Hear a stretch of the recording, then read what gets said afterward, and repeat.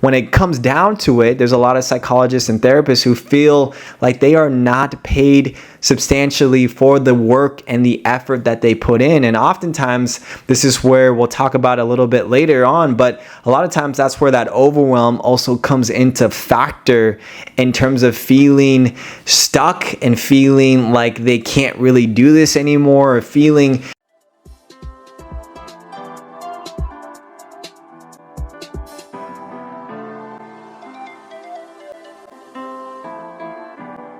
What is going on, fam? Welcome back to the channel. My name is Phil Sarpon. This is Phil's Guide to Side D. This channel is dedicated to all things psychology, wellness, and graduate school.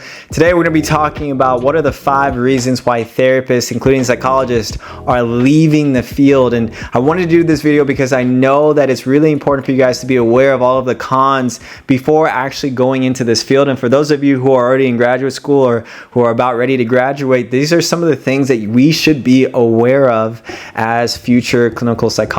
And so this is a video that will provide some insight into some of the reasons why people are actually leaving the field.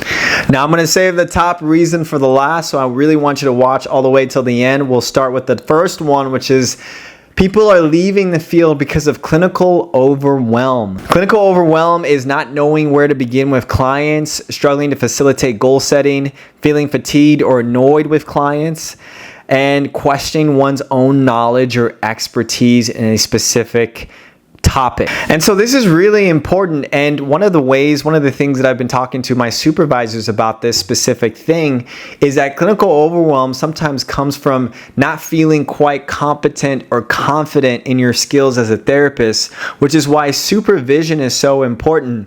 I know I talk a lot about supervision in terms of getting supervision while you're in graduate school and even getting supervision as an intern or as a postdoc, but you might be shocked to know that there's a lot of psychologists who have been practicing for decades, 10, 20, 30 years, who still get regular supervision. Supervision is more of a lifetime thing than people realize. And part of supervision, the reason that it's so important is that as psychologists, we're not going to know every little thing about everything when it comes to mental health disorders or different clients.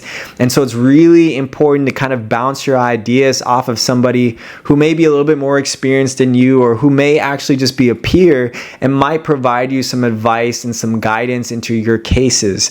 And so one of the greatest things to kind of help with feeling clinically overwhelmed is by actually getting a lot of supervision experience to kind of help buffer you in terms of the effects of clinical overwhelm. The second reason why therapists are leaving is because of low pay. And actually, I think this makes a lot of sense when you take into consideration all of the years that you are putting into graduate school, anywhere from 4 to 6 years. You're most likely going to have to take some student loans out, and internship isn't going to pay that much. Postdoc isn't going to pay that much. And then finally, you have to pay a lot of money even to get licensed as a psychologist. You have to pay a lot of money to buy your materials for the EPPP. You have to pay a lot of money to get registered. You have to pay a lot of money for internships and traveling. There's a lot of things that you have to pay money for, not just the graduate school expenses, but even all of the things that come with that as well. And so when you think about, as a graduate student, you're spending 4 to 6 years of your life not really getting a full income, and on top of that, you're really accruing a lot of student loan debt that you have to pay off eventually. And so by the time you start working in the field, if you don't have a plan financially for yourself in terms of paying off those student loans, life is going to continue to catch up with you, right? A lot of times people will get married, people will buy a house, people will buy a car, and so there's a lot of different life expenses that will also hit you probably at the same time. And so when it comes down to it, there's a lot of psychologists and therapists who feel like they are not paid substantially for the work and the effort that they put in. And oftentimes, this is where we'll talk about a little bit later on, but a lot of times that's where that overwhelm also comes into factor in terms of feeling stuck and feeling like they can't really do this anymore, or feeling like they are losing their passion for this field. And that's also why people will leave. And so that's really important to understand. If you're doing this for the money, that probably isn't a good enough reason. There should be something that is pulling you towards the field.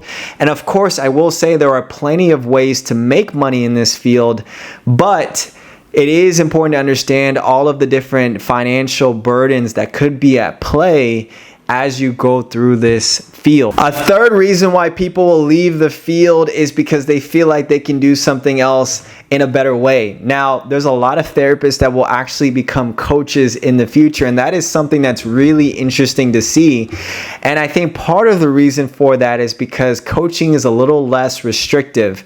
As a psychologist, you're restricted in the jurisdiction that you practice in, right? So if you get licensed in the state of Georgia, you have to practice in Georgia, right? Now, there's other different organizations and companies that will allow you to practice in multiple states, but typically there are some stipulations and some restrictions with that. And so there's a lot of governing politics involved in becoming a psychologist that isn't as prevalent as coaching. And so a lot of times psychologists will say, well, you know what? I already have all of these skills as a therapist. I have these CBT skills or these executive functioning skills. I'm just going to do coaching, and that way I can coach wherever I want to go. I can go internationally. I can go state to state.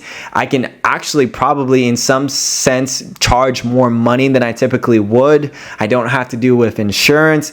Like, there's a lot of different benefits to actually going into a different direction. And so a lot of psychologists and therapists are going into that direction because of the stipulations and the restrictions that they may find themselves in the therapy world. The fourth reason that people are leaving is because of professional or personal growth. There are a lot of clinicians who just are seeking for the next thing. Maybe they've spent some time, 10 years, 15 years, becoming a psychologist or a therapist, and they feel like they've given all of their energy to that field and pretty much they're tapped out. They have no other motivation to do anything else, and they're looking for something else that will fulfill their purpose. And so there's a lot of psychologists that have reported of leaving the field because of personal reasons. Maybe they want to spend more time with family. Maybe they want to travel. Maybe their values have changed about what it means to actually live their life in this world. And so there's a lot of people who are leaving for those personal reasons.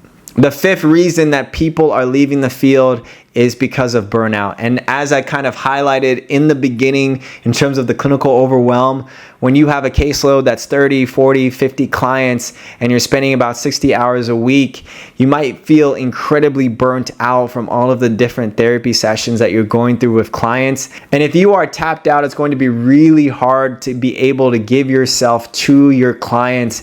So there's a lot of reasons why those therapists might be leaving, especially for those reasons if they feel like they are basically being bombarded by a lot of different therapy sessions, or their schedule is overwhelmed and they're not able to recuperate. A lot of times psychologists will take sabbaticals and they'll take time off. They'll take 3 months, 6 months off to really just reset and get into a better state of mind in order to continue to do therapy.